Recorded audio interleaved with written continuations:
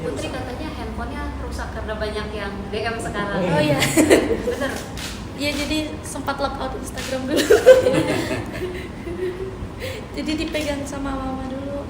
Soalnya bener-bener nggak bisa nyala HP kemarin kapan. Karena dulu notif Putri nggak banyak.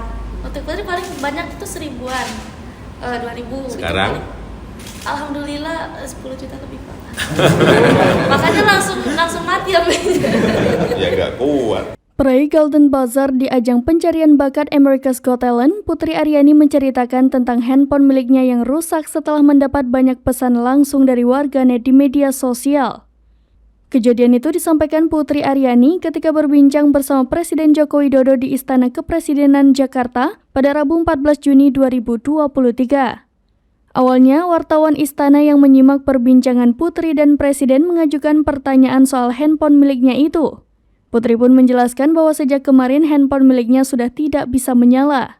Menurutnya, sebelum meraih Golden Buzzer, notifikasi yang diterimanya di Instagram sekitar 1000 sampai 2000. Namun, saat ini DM atau direct message yang diterima Putri mencapai 10 juta lebih. Presiden lantas menanyakan apakah Putri memerlukan handphone baru.